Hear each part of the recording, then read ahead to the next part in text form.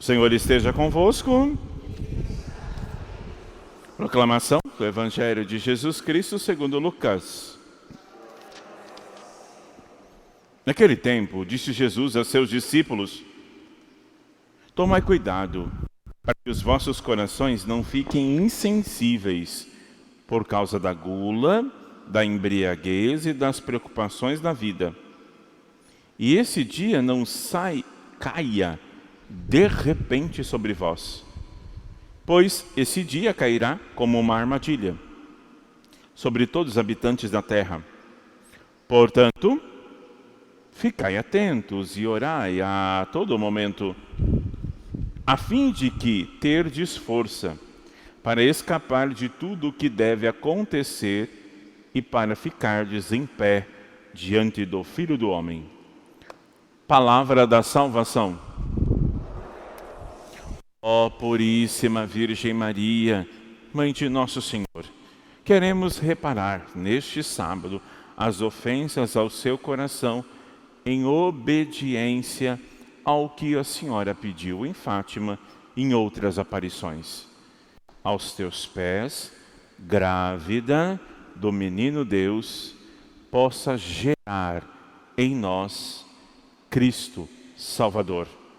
Senhora minha, Mãe de Deus, Nossa Senhora, ajuda-nos a preparar para o Natal, o advento do Teu Filho. Por vossa mansidão divina, ó Jesus manietado, salvai o mundo do erro que se acha ameaçado. Ó Virgem dolorosíssima, as vossas lágrimas derrubaram o império infernal. Nossa Senhora das Lágrimas, em nome do Pai, do Filho e do Espírito Santo. Amém. Sentados, terceiro dia de nossa trezena de Santa Luzia, todos os dias a missa pela manhã, 7 e também 19h30. Estimados, após a missa das 17, tem um pastel e um cachorro-quente, e depois da missa das 6h30 também tem pastel e cachorro-quente. Amados irmãos, hoje é um dia muito feliz, porque celebramos a Mãe de Deus nesse percurso que estamos fazendo durante esse ano todo. Chuva, sol, praia, estamos aqui. No dia dela, sábado, engrandecer a Mãe de Deus, não que ela precise, já foi engrandecida, mas os nossos corações devem estar inclinados à bondade da Mãe, como ela mesmo disse no Magnificat: derrubou os poderosos seus tronos e exaltou os humildes. Tanto o soberbo Lúcifer, que caiu do céu por causa do sim e por causa da humanidade de Nosso Senhor, assim como aqueles que se diz aqui poderosos desse mundo, ela nos ajuda como a aurora da manhã, como o sol e como iluminada pela lua, ela vai à frente com os seus filhos. Estimados irmãos, a primeira leitura que lemos hoje é da profecia de Daniel, nesse último dia do tempo litúrgico. Estamos vivendo o Daniel, e Daniel vai falar da precisão dos reinos que irão aparecer antes de nosso Senhor Jesus Cristo. Então, o Império Persa, que tinha 4 generais, o Império Assírio, a Babilônia, e ele vai falar especificamente de um reino maior, humano. E esse reino, como ele diz, fui chegando à visão que o Senhor deu. Lembro que ontem ele disse: eu insisto na visão noturna. Insistir na visão noturna é insistir numa vida com Deus e na vida de oração. Só quando alguém tem intimidade é que Deus revela algumas coisas. Quando não tem intimidade, Deus não revela algumas coisas. Só vai revelar quem tem intimidade. E ele está à noite rezando, suplicando. Ele é um profeta. Então, ele vai falar do Império Romano. Que o Império Romano Assim como Diocleciano, que mandou executar Santa Luzia, e outros reinados, o Império Romano era o pior de todos os impérios, porque vão perseguir os cristãos. Daniel está falando aqui mais ou menos uns 300 anos antes da vinda de Cristo. E ele fala com precisão aquilo que os filhos da luz irá passar. Estes 4 possantes animais são 4 reinos que surgirão na terra. Os 4 que disse. Os reinos dos santos do Altíssimo, esses ficarão de posse do reino por todos os séculos eternamente. Ele está falando do reino social de nosso Senhor Jesus Cristo, quando ele vai se encarnar. Depois de ver bem mais informado a respeito dos 4 animais, que era bastante diferente dos 4, um animal terrível de todos, os seus dentes de ferro, garras de bronze, sempre devorando e triturando e calcando aos pés o que restava. O Império Romano cruel. Por isso que tem os animais de ontem, né? Uma fera, que é rápido, o leopardo. O Apocalipse de Daniel mostra as bestas que vai aparecendo para nos tirar do caminho de Deus. Hoje temos uma besta maior, que tem muitas, mas uma delas, né? Tem gente que é uma besta mesmo, mas tem gente, mas estou dizendo assim, estou dizendo assim, o que o mundo faz para conosco, que impede exatamente o reino de Deus crescer, multiplicar, é a mexida na inteligência nossa.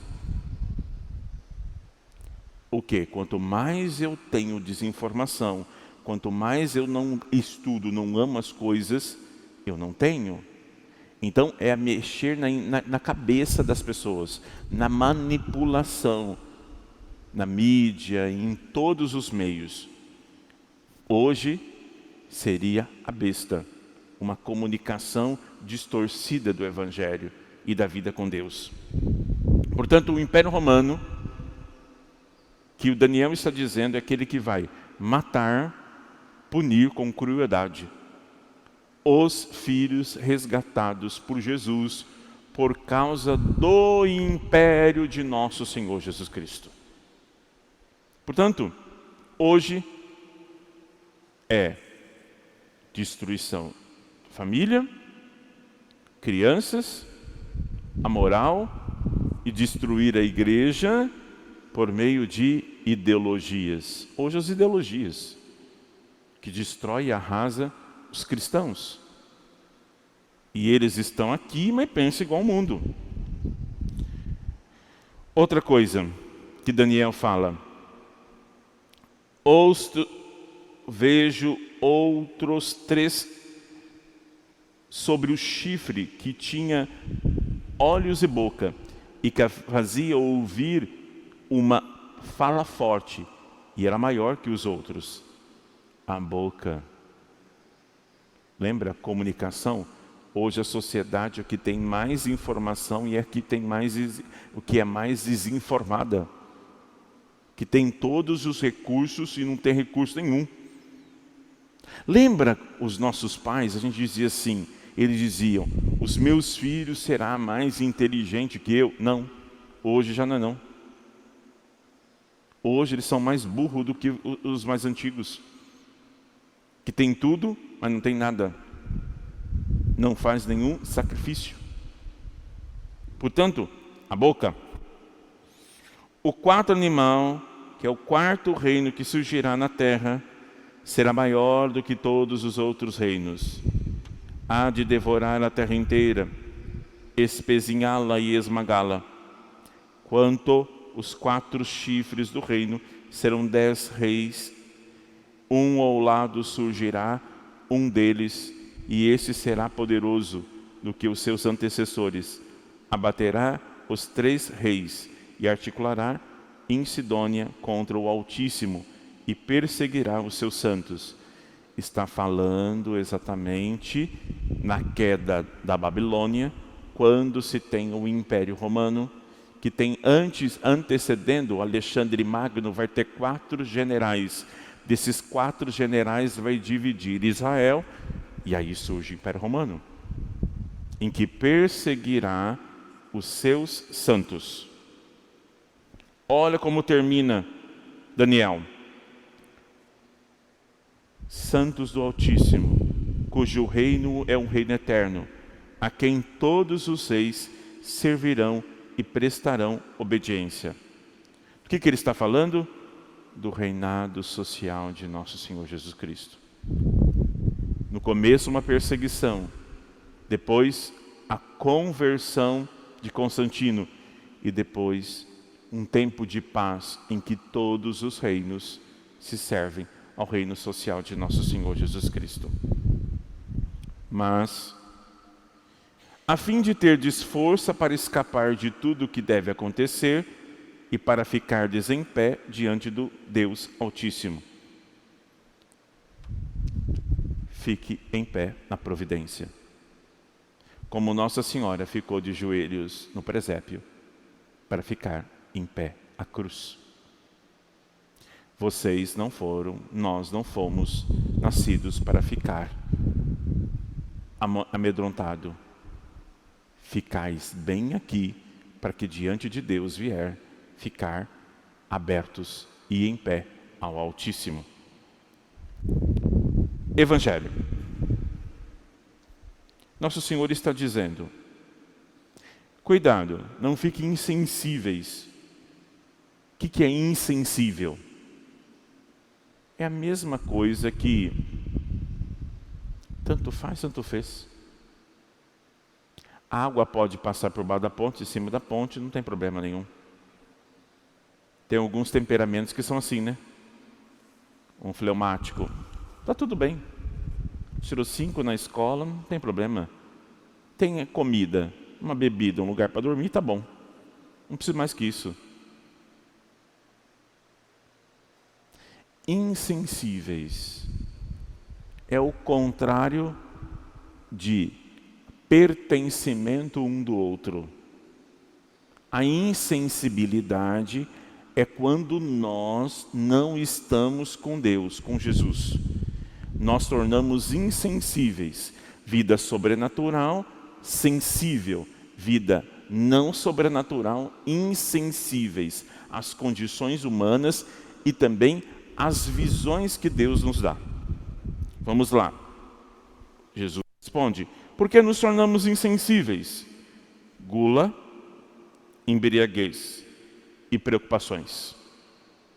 O que nos transforma insensíveis a Cristo, o reino de Deus, os apelos de Nossa Senhora?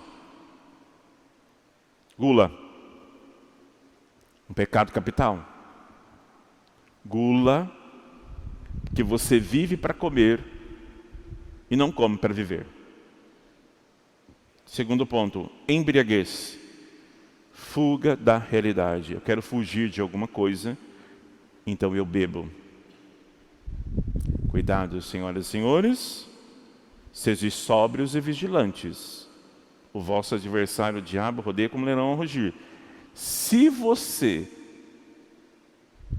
tem uma propensão a viver no alcoolismo, cuidado. É a dose certa. Ou é 0, nada, para você manter sóbrio. Se você não tiver sóbrio, é que direi na homilia à tarde, vigilância, você não pode cochilar. Cochilou, perdeu. Então, a vigilância é a medida certa. Embriaguez. Neste tempo de final de ano, comemorações, confraternização, cuidado. Vigilantes e sóbrios. Preocupações. Preocupações é uma doença espiritual. Você se preocupa com o amanhã, depois, o que vai acontecer. A gente vai no velório, as pessoas dizem assim: padre, o que eu vou fazer da minha vida? Ela está preocupada com o morto? Não, é o egoísmo dela, está preocupada com ela. Quanto mais você é terreno, mais preocupações você vai ter. Mais do céu, você acredita na providência, Deus está na frente, Nossa Senhora está na frente. Você vai fazer o possível, o impossível com eles. Você é presidente do Brasil? Você é governador? Você é político? Você é autoridade eclesiástica? Não. O que você pode mudar? A sua igreja doméstica. Então faça lá, bem feito. Em casa, eu pego aquele bordão das feministas. Em casa, minhas regras. Mas as regras quem dá é Jesus e Nossa Senhora. Então aqui dentro, não. Lá no mundo, não. Aqui dentro não. Preocupações. O eclesiástico vai dizer assim: cada dia tem a sua preocupação. Preocupe-se hoje. Faça as coisas hoje. Aí você não consegue dormir direito. E isso é uma soberba, porque você não consegue resolver. Você acha que tudo gira em torno de você. E quando você deixa a soberania de Deus reinar, e Nossa Senhora vai à frente e a gente só vai orando, vigiando e orando. Aí você está preocupado, você não reza. Ai, padre, não deu para rezar. Está muito preocupado, está difícil rezar. Faz jejum. Comilança, jejum. Gula, faz jejum. Embriaguez, para fugir da realidade, sobe a sobriedade. Preocupações, uma a cada dia. Termino dizendo: portanto, ficai atentos e orai a todo momento, a fim de ter força para escapar de tudo que deve acontecer, ficarás de pé diante do reino de Deus. O Daniel fala que tem que ficar de pé. Agora o próprio Jesus fica sóbrios, vigilantes, orantes, para você diante quando você morrer, seu julgamento parcial, você está de pé. Você dá assim, ó. Está aqui. Tudo que o Senhor me deu. As virtudes. Está aqui, ó, as obras. O Senhor me deu, as obras. E o amor que o Senhor me deu. Fiz tudo que o Senhor mandou. Por isso que você está de pé. E pé é a posição do ressuscitado. Deitado é a posição do túmulo que ele ficou. Ele está no céu ressurreto. Ele está no céu à direita do Pai. Então o ressuscitado deve ficar em pé. Quando vier as preocupações, fique em pé. Não é em pé ereto, é em pé na fé. Esses dias um padre estava falando comigo, estava falando das posições da missa, como tem que ficar, etc, etc. Aí ele disse assim: padre, as posições da missa não são disposições interiores de joelho, sentado. São disposições da alma. A alma deve ajoelhar, adorar. O nosso coração deve estar ao alto. Não é o coração, o músculo, é o coração da alma que deve ficar ao alto. Você também. Quando o Filho do Homem chegar, você deve estar de pé. Mas para isso, joelho como Nossa Senhora ficou. Ficou no escondimento quantos anos? Para depois aparecer na cruz. A gente nem chegou na igreja direito, já quer se aparecer. Escondimento. E depois aparece na hora da cruz. E na vida pública de Jesus, ela foi lá, faça. Depois do escondimento. Como Nossa Senhora, aprendemos a ficar de pé diante do Cordeiro Pascal que vamos receber agora. Ofertemos.